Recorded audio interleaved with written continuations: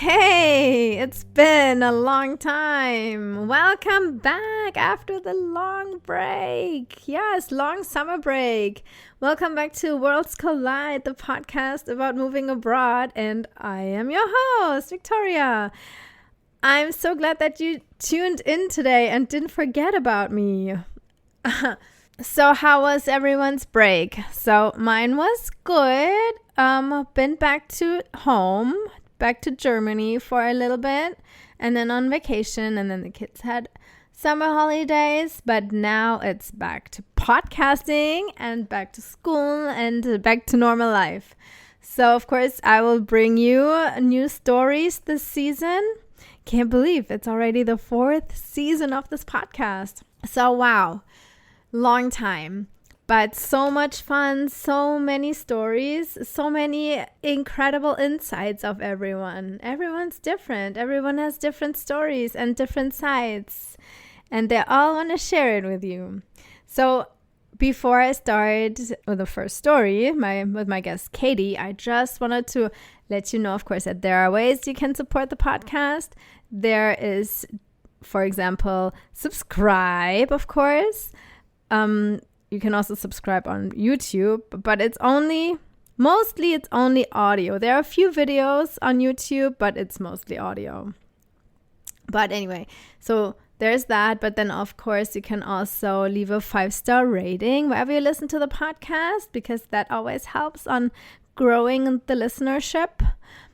And also, you can buy me a coffee. It's buymeacoffee.com/worldscollide. There is a link in the show notes for it if you want to chip in whatever, $2 or $3 to buy me a cup of coffee. Yeah, and that's it. All right, but now enough of that. Now I want to come to my guest for the first episode. Her name is Katie, and she lives in France, and she's originally from the US. And she will tell you everything about it, how she ended up in France, what she's doing, and also about Versailles. Yeah, everything about Versailles and so much more. Here it is. Here's Katie. My guest today is Katie. Hey, how are you? I'm good. How are you? I'm good too. So where are you calling from? I'm live just outside of Paris, France, in a city called Versailles. Versailles, where the castle is. Yes, so that's where most people know it for the castle. Yeah, exactly. How long have you been there? Well, I've been in Versailles 9 years. Oh, Um, okay. Long yeah, time. yeah, a long time. But I've been in Europe. I'm American, and Mm-hmm. I've been in Europe for about 15 years. I lived in Germany and Switzerland before I married a French man and made him move Ah, here. okay. And did you just move to Versailles, or did you also live somewhere else in France? We lived in Paris, and then when our family started to grow, we moved to the suburbs. Ah, So, okay. So Versailles, yeah, is kind of like a suburb of yeah, Paris. it is. It's like 30 minutes from the center of town, so it's completely like you can get in and out. My Mm-hmm. husband commutes every day into Paris, and I commute sometimes, so it's doable. It's easier on the train than in a car, but For because sure. traffic is a pain. Yeah, But it's a nice suburbs because it's green. It's a city that has, of course, the castle. So a lot of people come out here. We're surrounded by forests. It used to be an old hunting lodge, so nice. it's fun. Yeah. Yeah. And why did you choose Versailles? Just because our family started getting too big. I had my second child was born out here in Mm-hmm. Versailles, and just we kind of priced ourselves out of Paris, and we wanted to live Right. in a house with a backyard. So Right. Paris was kind of out of the question at the time. I was working for university. That's kind of on the suburbs too. So it was an easy life and an easy choice because there's a lot of families out here, and it's a pretty place to live. Ah, okay. And so why did you came to Europe in the first place? I came across as an au pair. So Ah, okay. Oh. I think there's a lot of people that do that kind of adventure. But I came across my sister was living in Germany and had been there for a while. Mm-hmm. So I came over to learn German, and I ended up hanging out with some French people and making kind of a group of friends. And then kind of after that year, I continued. I didn't want to go home yet, so I moved to Switzerland for a job and worked Uh-huh. there for a few years before we ended up settling back in France. Oh, okay. And do you consider France now your home? That's a good question. I guess so because I'm French now. So Right? Uh-huh. I have multiple citizenships. I'm American and my dad is British. So I have American, British, Irish, and now I'm French. So I've got four passports.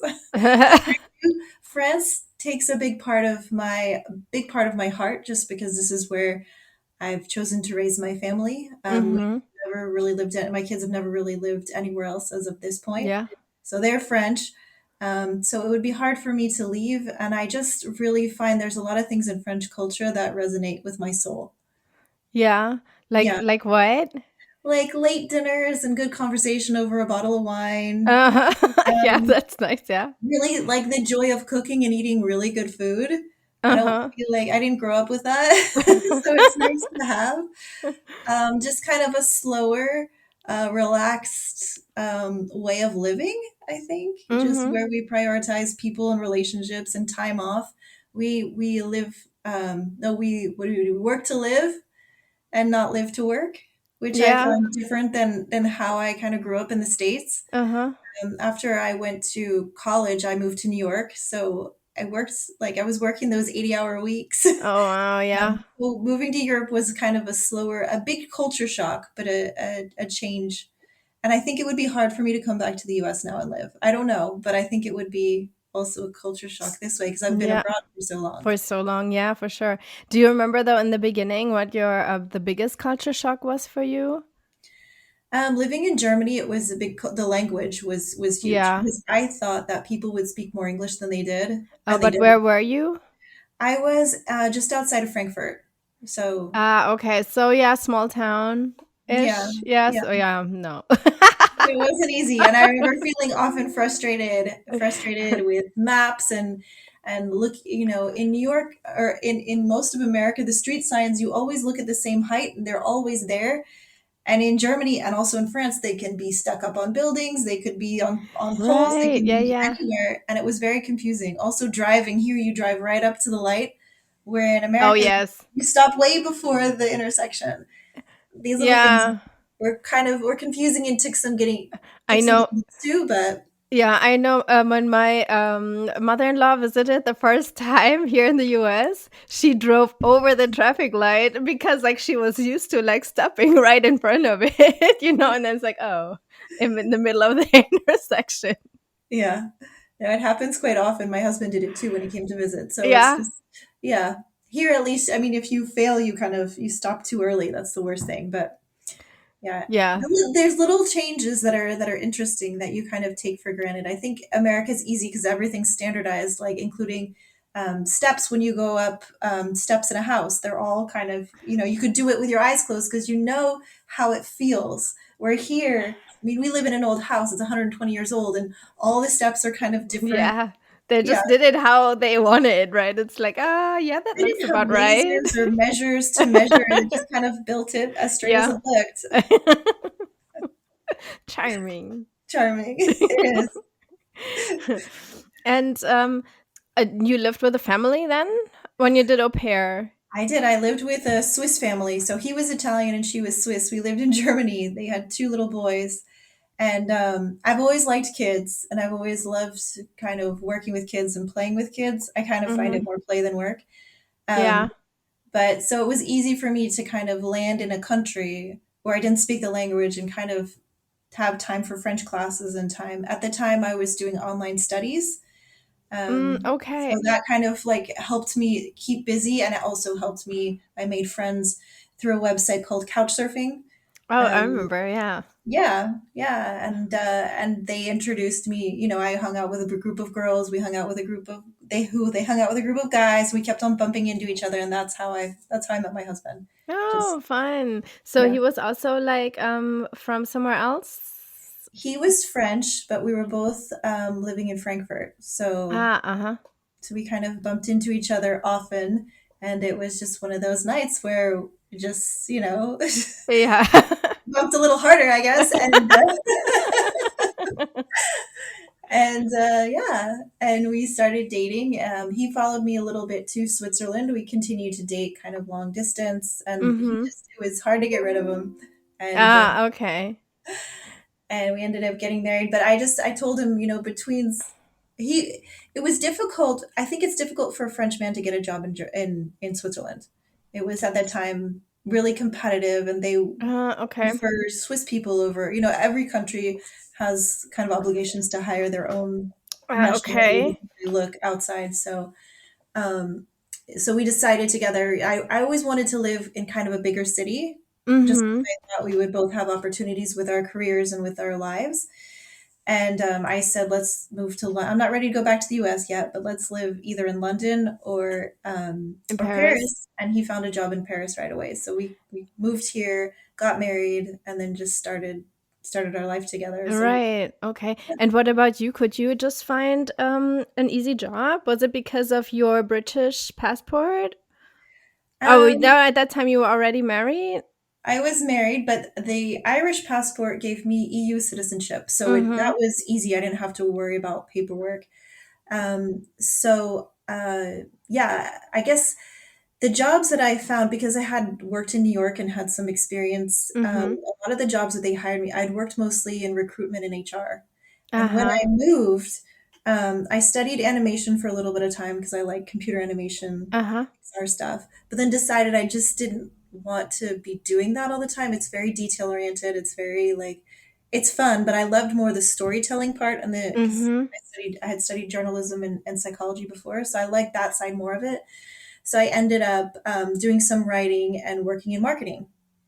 So Okay. my jobs were in marketing, and it just was through luck because I speak English fluently, and I just had found jobs along the way that I kind of got lucky in Mm-hmm. that they were looking for Anglophones, and I was lucky because Okay. an American who was educated in America who had a European, so it was kind of jackpot for a lot of, Yeah, yeah, yeah. not that they ever paid me super well.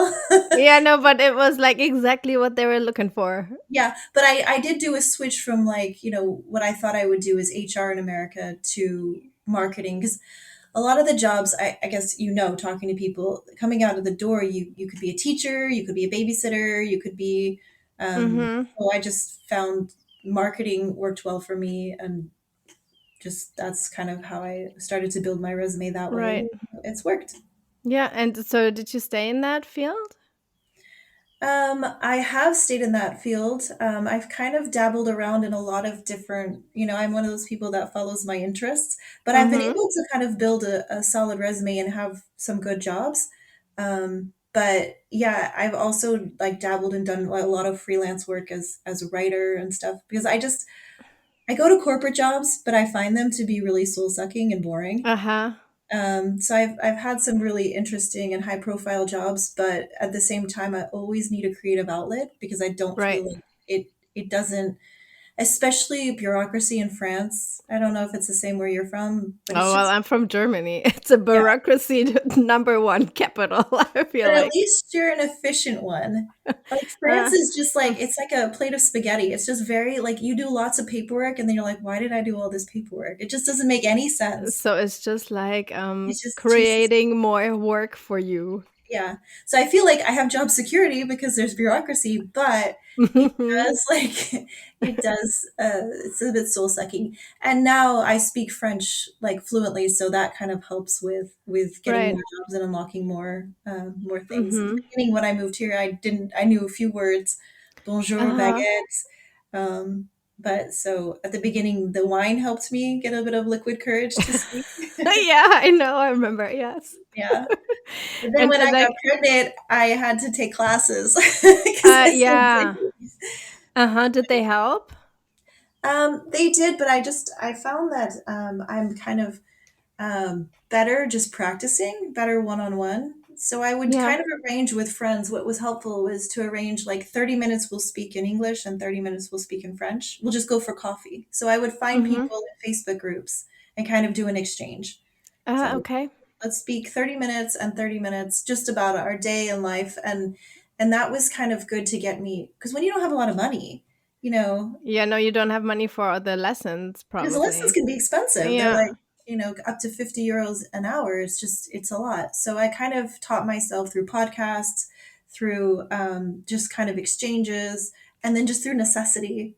Yeah, And and did you talk French to your husband? he didn't want to. I think my French was so horrible that he didn't want to. He already gave up for you. He gave up, yeah. And plus, he was like, I've spent all day speaking French at work, and I want to come home and challenge myself in a new way, which I was okay with. But there's been moments where I'm like, why won't you speak? But he's not the most patient teacher with me. That's just, he's good at other things, but he's not a teacher. So I just kind of had to figure that out on my own. But it's worked. I mean, I'll always have a really bad accent. I'll always sound like very American to French people. Some people find it charming, and I mean, when I hear myself back, I'm like, oh my gosh. And my kids, they kind of make fun of my accent, or they'll correct Oh me yeah. sometimes. Oh, Yeah. my daughter started doing that too. She says like, "Mom, it's pronounced da da da," and I'm like, "It sounds exactly to me what I just said." I don't hear the difference. That's cute. How old is she? 8. Oh, that's cute. So, yeah, no, I know what you mean. Yeah. Yeah. And now, like, since your French is better, do you still speak English at home? It depends. Like, my both of our sides of the family are very pure. Like, my family just speaks English; they don't speak any French, and his side just speaks French; they don't speak any English. So, Mm, mhm. so when we're with my family, we speak English, and the kids adapt. And when we Mhm. speak French, like with his family, I'll go with his family and I'll speak in French. So Mhm. when we're like that, we had an au pair. We've had a few au pairs, but we had an au pair recently that only spoke French. Uh-huh. So with her, the language of the house became French. So it Okay. just, we kind of catered to like the lowest common denominator. Like, the person who understands the least, we kind of, but it's more natural for me to speak English with my kids. And for my husband, it's more natural for him to speak French. So we kind of Yeah. divide it. But between us, it's more English. Right. And how is it when your in-laws meet with your parents? Oh, I have some stories. No, they get along really well. His parents are divorced, so they don't really get on well together, but we'll go hang out with his dad or we'll go hang out with his mom, and they all know each other, and they kind of, it's like a weekend of Pictionary. They just Uh, gesture like what they yeah.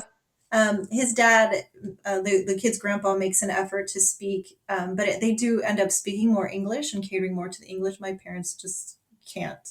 Yeah, yeah. They say it's because they're old. They're like, I'm old and there's a block and they can't learn another language. And I'm like, is that what getting old is like? I don't know that I want to accept that. I mean, they say it gets harder when you're getting older, right? Or it's at least it's easier when you're young.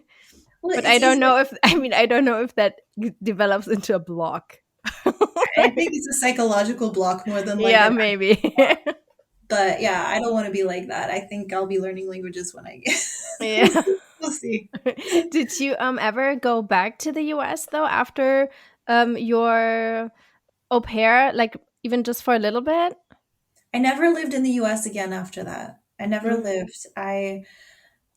Yeah, I've been over to visit, but we came to visit. I guess I've been back 4 or 5 times. Once when one summer with my husband before we got married, Mhm. and then but by then I was working, so I kind of I had kind of started to put down roots Right. over here.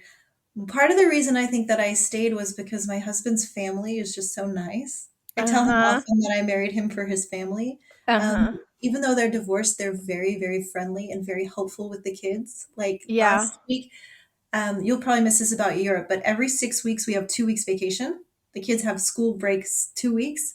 So we just finished our spring break, and Uh-huh. my mother-in-law took, I have 3 girls, she took them all to pony camp and just watched them all for 2 weeks. And so Oh, I could, nice. I could go to work and Oh, um that is so just nice. It was Yeah. so nice that she just, I don't know any other grandparent that just takes all your kids and loves them and just really loves them and And go to cooks pony and camp. cleans and pony camp. And so you have to stay at the camp, or did they come back every day? They come back every night to her Ah, house. She lives just down the street, so she drops them and then she comes back. They come back in the evening and jump in the pool, and I mean, it's paradise for them. Like living yeah. here is just like it's I'm envious because it's the childhood I would have wanted. Uh-huh. Because I think like they're growing up with ponies and there's castles in the backyard and there's like what is not to love about? There's vacation all this Honestly, time. like where I grew up, there's also a castle, but it's just a castle. Honestly, you don't take it from for granted when you live close to it. It's just nah. Yeah. Yeah, I see. I'm like, oh, there's the tourists again. Like I have to drive around them. It's so annoying. Yeah. I need to pretend like I don't live here so they don't ask me for directions. No, but it's I think it's a great childhood to have. I think Yeah, like it's a gift that you give your kids. It's such a short period of life, and I know. yeah, I think Yeah. yeah, living in Austin also has to be such a cool. I mean, yeah, you have splash pads in summer and pools, and let's change the subject. What No. else do you need? Yeah, You're no, for them it's fine because like also you have like I don't know, we have a big backyard. The friends live across the street. It's for them it's just like easy. But I mean, it always depends also on the great parents, right? And it's really nice that you have family close by because I always that's like always something that I envy for other people who have the option where your grandparents or whatever your sister or brother can like help out a little bit because like yeah. that's when especially when you move abroad then it's like you're usually by yourself. Yeah. No, I feel a lot kind of there's times where I miss them and they're like, "Well, you come visit." I'm like, "It's a lot more expensive for us to buy tickets to come see you rather than you come see us." But Yeah, just have to work out because those you have details to sometimes. buy how many kids do you have? Two? Four. Four. Four. Okay. No, there's the Four three kids. girls, Okay. and there's three girls who are pretty close in age, and then we had a little boy who's a baby. He's Okay. a year and a half now, but Okay. yeah, All right. Oh, so now that's when I even need help. appreciate it even more. That's when I need help. You get it? Yes, yes. So yeah, I mean, if you buy six plane tickets, of course, it's more affordable for them to visit. Because I always say like the other way around. Another thing that I always envy for my family or friends in Europe, if they want to come over, they find like super cheap plane tickets, like oh 400 euros for a round trip, and like from here going there, it's always so expensive. No, yeah. There's no deals that come up or I no. mean, if we pay under 1,000, then that's a deal, but it's usually always over 1,000. Yeah, that's what we find too. And how much vacation do you guys have? Like summer vacations? I mean, the kids have like 3 months almost. It's a That's long great. time. Yeah. Yeah, it's great. Yeah, no. Yeah, no. No, I mean, my daughter, she would like to go to school every day. She wouldn't even like to go to have weekends. She loves school so much. That's cute. So, like, for her, it's like, oh my God, only one more month of school. What am I gonna do? Um, I mean, since it's so hot here, the days feel so long because you cannot go out unless you're going somewhere where there's a body of water. Yes. So Yes. I feel it always stretches out, but I mean, also we're very lucky that we can just go visit our family in Europe. We pay a lot for the tickets, yes, but then at least we stay for free, Yeah. So we always go for at least a month Yeah. just to escape the heat. My mom's in Florida, so we're gonna go see her this summer, and it was like we bought tickets and they were almost $1,000 each, and I was like, oof, it's expensive. Yeah, no, it is expensive. But I mean, I think this time we were lucky and we got tickets for 800. But now Mhm. we have like an 8 hour layover in Chicago, So it's like, So you have to fly that way to fly that way. Okay. yes. So it's like a 30-hour trip almost. Yeah. No, And no, it's the no. time where most people are flying too, like in when everybody has off around the same time. Here it's like August is the month where everybody's it's so weird because in August, first of all, we don't have air conditioning, Yeah, which but is you, weird. but Which it's is not that hot where you are, right? There's some days that get really over 100, but not often. Maybe like Yeah, 2 days, but it's getting warmer and warmer. right. And I think we Mm-hmm. should think about getting an air conditioning just to sleep better. But it's yeah, in America you couldn't live without. You just become so used to it, right? Yeah, I mean, I'm still opening the windows. My husband always like, just turn on the AC. That's why you have it. That's how you do it here. But I'm just like, it's so different than let like air out from outside. Yeah. For me, Yeah. it's just I mean, it's a difference how it feels. It's fresh air. It's like Yeah, it's fresh air, not like all this filtered. but the mosquitoes are a thing. Are they a thing there? We Or just have nets, so but they still come through the nets. oh But no. it's whatever. It's but the thing is, like, you don't need AC as bad as you because your houses are better insulated. Yeah, the houses here, our house is made of stone, which stays pretty cool just when the sun hits on it, but it's yeah, it's pretty cool. It works. It's nice. Summers here are pretty nice, I have to say. Like it's definitely nice to go to a lake or a river or just be around Yeah. body of water because nobody here has swimming pools. Yeah. It would be a waste, but yeah. I mean France is just a great country, I think. And I mean Germans are here every summer. Yeah, yeah. We were just there last summer too. Did you do you miss anything though from the US? Um We were there last summer. We went to Houston. We did a house swap with friends, which kept the prices, down low. It was Uh-huh. amazing. Um, I miss things, but I miss there's so many flavors of sodas and Cokes. There's so many flavors that I kind of miss because it's hard to get Dr. Pepper here. And like I really like Dr. Okay, yeah. So there's things like that, but I know that like I'm probably better to do without drinking Dr. Pepper all the time. Like it's Mhm. probably better for me just to Yeah. live. So I don't mind like going and splurging and like having fun sometimes that I can't. I think if I lived in America, I would easily be obese. Just Yeah. I feel like the fact that I just don't have access to all of like my favorite things. Like when I was home, I was like, "Oh, look, guys, macaroni and cheese," and the kids were like, they hated it. They actually hate it. I'm like, look, it's from a box. They're like, Mom, it tastes like cardboard. It's so gross. Yeah. Um, so yeah, my kids don't share my like love of American culture, but I'll tell them like, all the cool stuff is American. Like, they do like sodas sometimes. They're not allowed all the time to have them, but I'm like, Disneyland is from America and McDonald's is from America. And so they think, America's a little bit cool. A little bit cool. Okay, uh-huh.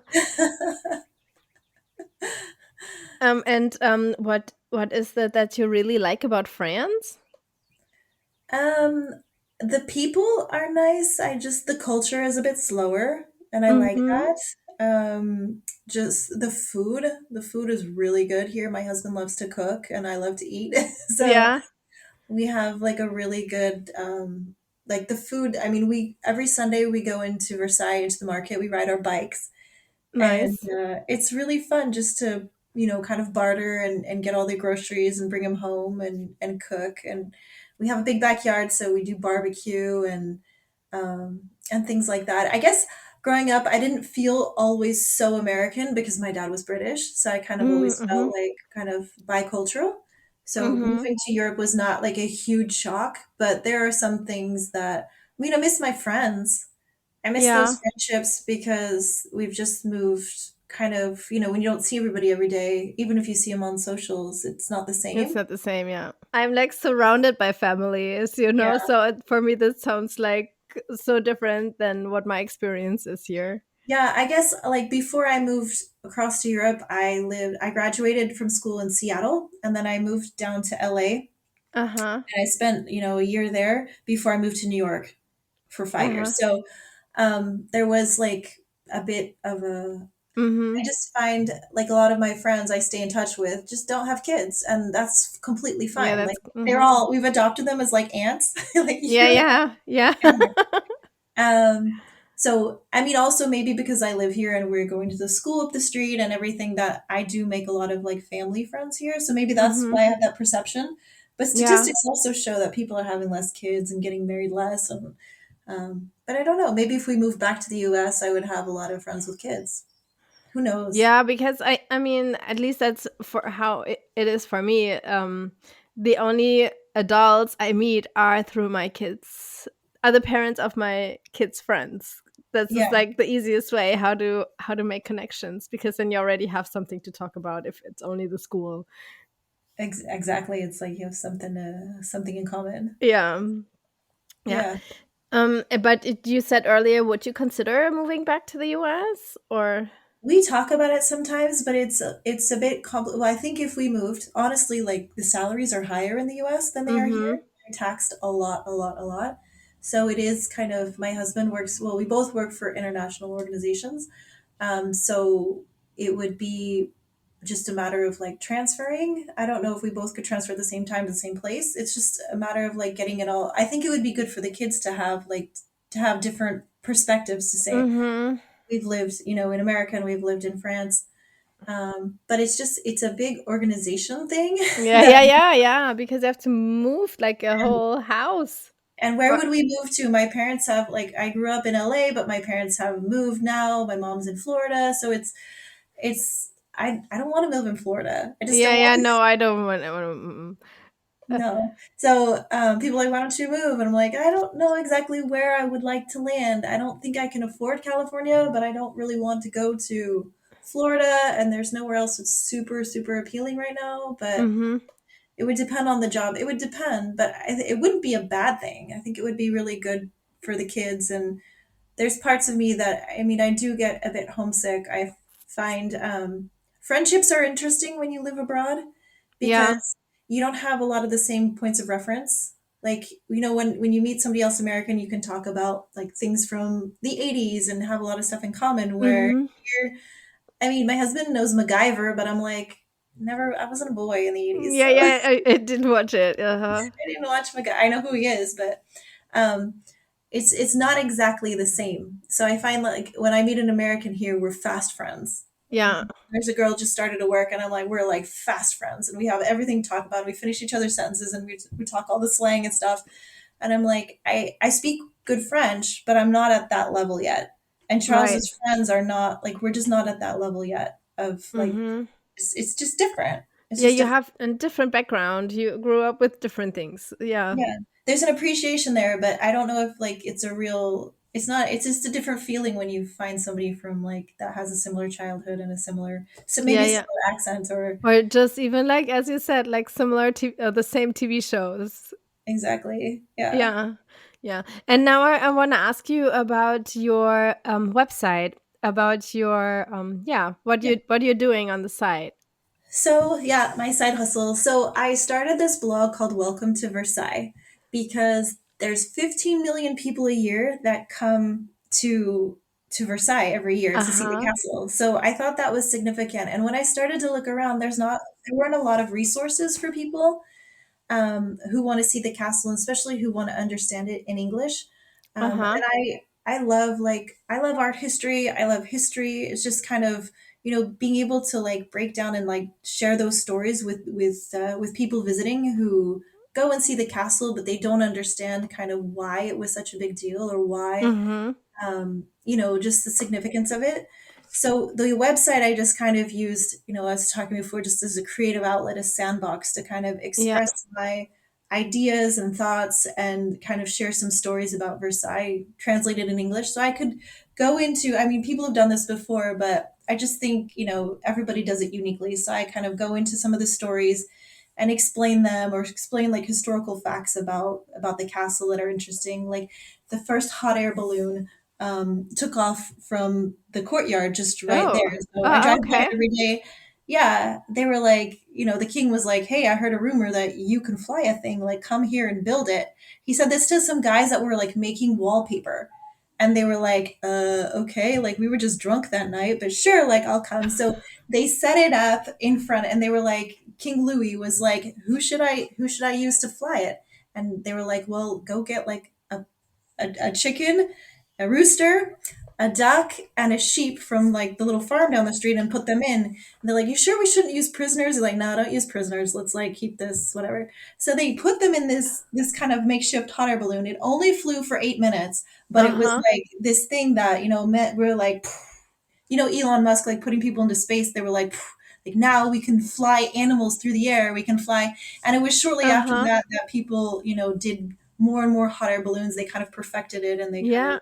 went. But this was like it was like a really technological hub at the time, Ah, okay. because it had so much money and so much influence that they Right. just used it for, I mean, some of the first clocks, the Hall of Mirrors, I'm sure that like you've heard about. It's just this big gallery of mirrors. Up until this point, like nobody had seen each other, or nobody had seen themselves Ah, in a mirror, just because they were so right. rare and so expensive. Uh-huh. So like they took some spies and sent them to Italy to learn the trade and brought them back and then built the hugest, like biggest room full of mirrors. And honestly, this was the first time that most people had ever seen their own reflection. So it's like you Ah, see yourself in this ancient selfie, and right. all the way that that's come now, that we're obsessed with looking at ourselves. We're obsessed with seeing Right, what right. we look like. And it just kind of, for a lot of ways, it started there, like in a big way. But it's just the stories that are from Versailles to me are fascinating, and Uh-huh. it's a lovely thing, and I just am so happy it's in my backyard. And I Yeah. thought, like, nobody else, it was a huge, what I saw it as a huge kind of hole in the, not a market, but just that these stories could be shared. Because a lot Uh-huh. of people, I've had a lot of friends, they come to Versailles and they're like, "Oh, I didn't even know I should look at that." And I'm like, "Well, of Oh, course you at the should." castle? Yeah, or like things about the castle, like rooms Uh-huh. that we just passed through. And I'm like, no, that room was like important because there's the war room, there's the peace room, there's the Venus room, there's all these rooms with like super like symbolism, and a lot of people just don't know because the stories behind it. If you just walk through it like a It castle, doesn't make any sense. interesting. Or it's Yeah, not as it's not as interesting. yeah. But if Yeah. you know how to like look at things and kind of read them and decipher them Right. and look at the gods and all that stuff and how he kind of tells his own story, Uh-huh. it's like kind of more modern hieroglyphics because he writes Okay. out like, "I am the best king of the whole planet, Louis the 14th." Like, it's just amazing, and the amount of wealth that went into Right. building the castle. I mean, they Uh-huh. don't build stuff like that anymore. They just don't. They just don't. It is such a powerhouse and such an important time, and the fact that it still stands and it's not completely destroyed, even though they destroyed a lot of that But period. but didn't he also like had a lot of critics? Because isn't that like some like he was all about himself or something, or didn't treat the people right or something like that? Yeah, there was, well, Louis the 14th was the one that took the castle like on crack. Like he just like Yeah. cracked it out with gold, and there was like feathers. It just like, I mean, everything was just to the max. But the interesting thing is a lot of these people, they would pull in like, "Hey, I got this in China. I brought this from Japan. I brought this from Africa." No, everything in there is made in France. Like the Uh-huh. marble, the gold, everything was made in France because he wanted to show that France was a superpower. So Louis the 14th did this. A couple like Louis later, by Louis XVI, that's when they were fed up because Louis XIV was very extravagant, megalomaniac, started wars that he couldn't pay for, built this thing, built this huge castle on everybody else's dime. Like he really went a bit crazy. And then, a couple Louis later, he paid the price because they were still paying for this. They're like, "You're living in luxury and we're starving. Like, how Yeah. is this?" So that was kind of Marie Antoinette's, also her downfall came in that period. Ah, okay. But it I was it was over a period of time. It wasn't all, I mean, that thing took so long to build. It just was, and it's still a huge, for the French government, it still makes so much money for them. It's a I huge. remember, so I was there 20 years ago, I want to say. And I remember waiting in line to get tickets. It was a long line. And I only remember, though, the gardens. The gardens are nice. They're nice. Yeah. Yeah. And I think they're also free. I think you can still go in the gardens, right? Without the entrance fee. Certain times of year, like right now, you pay because they have these magical, what do they call them, the fountain show. So they have fountain Mm-hmm. show that like they'll put on music and they'll go with that and they light them up. So now, because it's more crowded, it's high. So during the summer months, it's high. When there's a lot of tourists, they charge, but it's not a lot of money. But the castle, I think, is like 22 € or so to get into. I think it's worth Mm-hmm. seeing. Yeah. But also, I never go during this time of year. Like I would Right. become dead there. It would be awful because it's so crowded. Unless you take a private tour or something that you can get through it, but it can Mm-hmm. be really like a sweaty mess. Yeah. Yeah, but there was one cool thing that's coming up in June every year. There's this massive rave that they have. It's a Oh. masquerade ball that like it's the party is thrown by the guy who did the remember the show before the Olympics? I forget what his name is. Um. Um. Um. Um. I did not see the starting. I only saw the ending. The Yeah.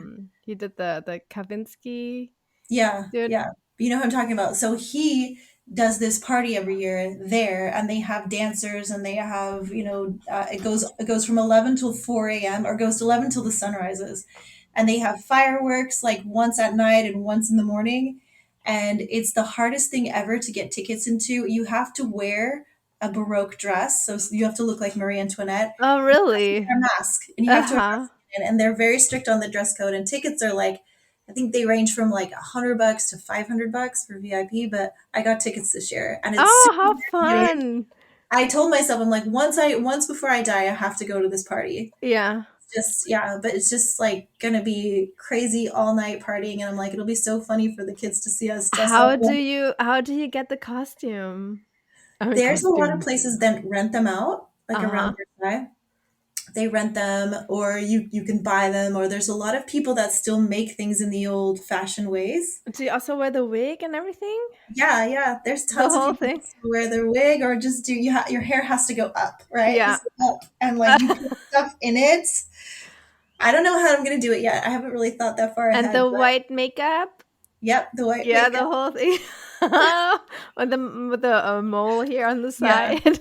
It's like the perfect mix of cosplay and rave, like all together. That's gonna be they let you into the castle and they let you into the orangerie, which is like right on the foot of, and they have bonfires in the park. And I've seen pictures of it and I've looked and I'm just like, oh, I'm dying to go. So That this year I'll sounds go. really It's at the end of cool. June. Yeah, Yeah. yeah, Send pictures. I will. Post pictures. Yeah. What was it that you found so interesting about the castle, or like how did you get the interest for the castle? During one of my maternity leaves, I was like on, yeah, during my, here in France, you have long maternity leaves, which is different than the US. And I had a friend who was a teacher and she stepped out. She went back to America to teach. And I stepped in as her general manager of a tour company. Mm-hmm. It was called Paris Muse. It's still called Paris Muse. And it was through them that, like, I have the business sense and I kind of knew how to run it and how to do marketing and all that stuff for her.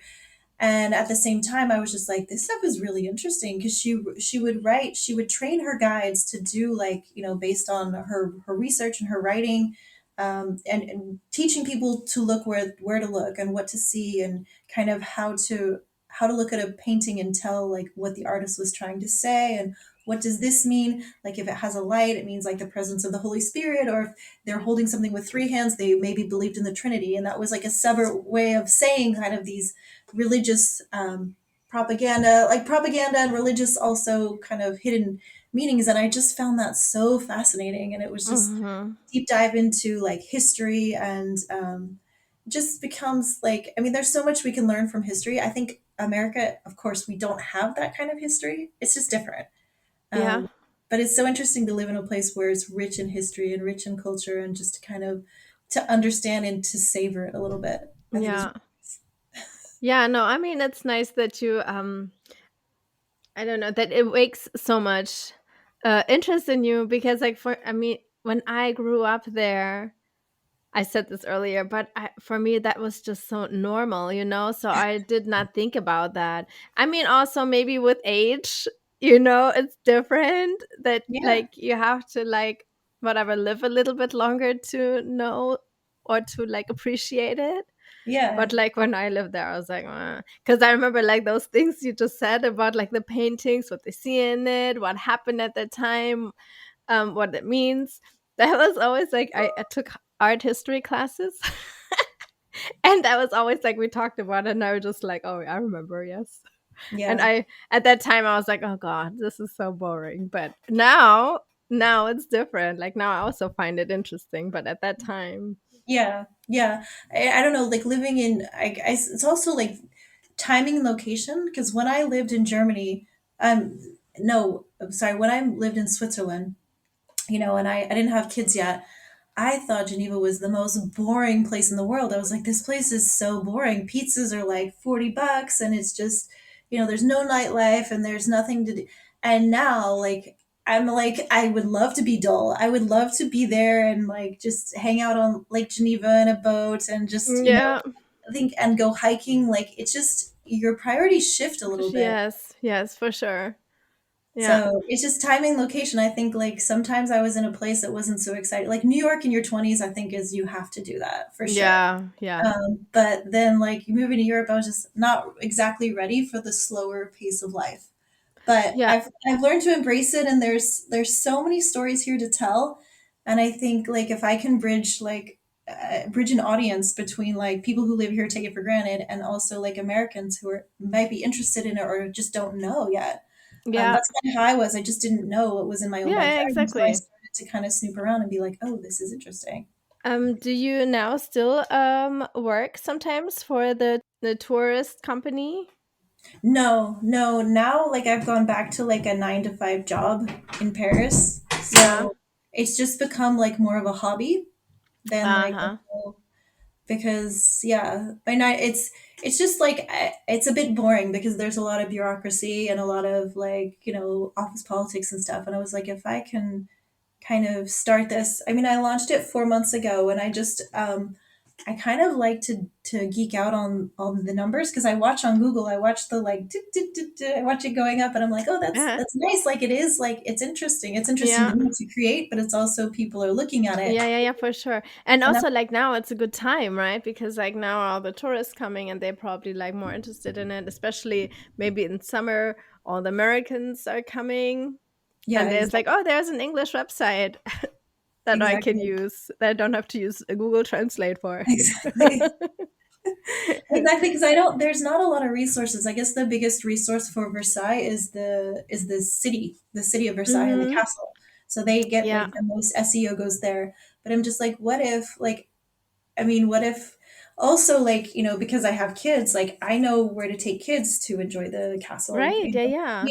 We catch tadpoles in the garden lakes, and Yeah. I know like where the tadpoles are, and I know like kind of Yeah, the yeah, yeah, I don't want totally. everybody to know about it, but like I know there's weeks to go and what to do, and just kind of get around the crowds and things like that. So with Yeah, the family, definitely. it's Because easy. like I remember last year when we went to Paris, I was only looking for like what can I do with kids? You know, I was not looking for like all the top sites or like what restaurants you have to check out. I was only looking for like How do I keep my kids interested? yeah, exactly. What can I do with kids? Yeah. No, I can. So I yeah, yeah, definitely definitely. know what to do with kids because actually the kids go there multiple times a year for their, what do you call them? Their like field trips. Mhm. They go for their field trips. They go often. So it's really nice to. I go with them sometimes to tag Yeah. along, but Yeah. it's nice to kind of see these historical things that.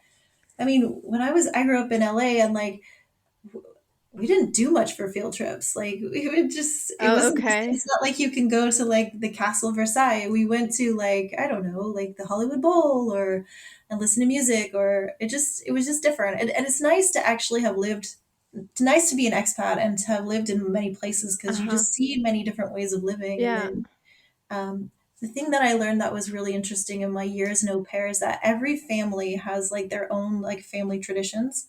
Uh-huh. So, like, I have mixed family traditions with my French husband. I celebrate some of his holidays. He celebrates, I go big on Christmas. I like to decorate the whole house. Like, Mhm. and he's got his holidays that he likes to celebrate.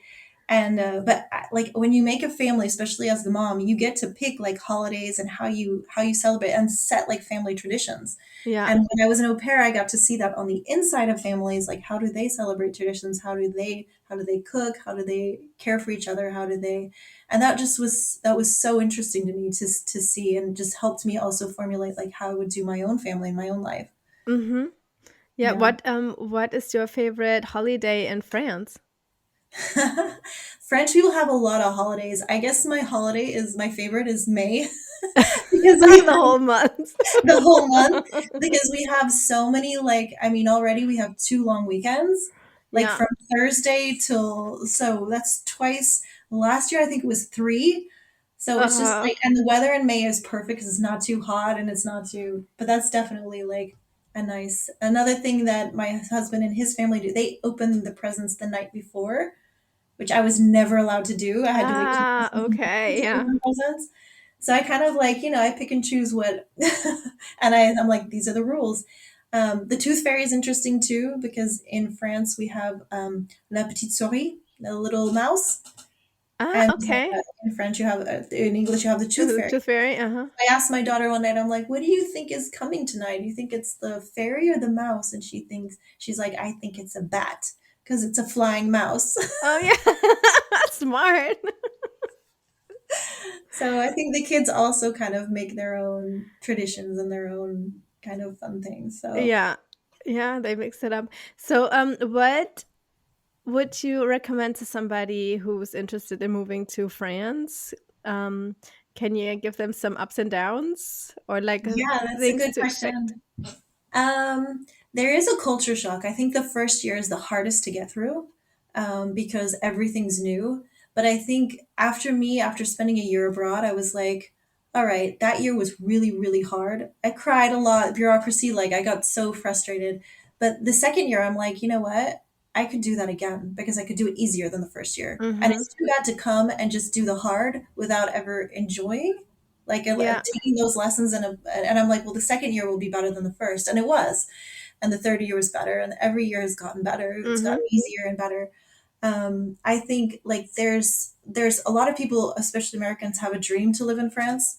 And I think it's a lot more challenging than you think because the language, because the visa.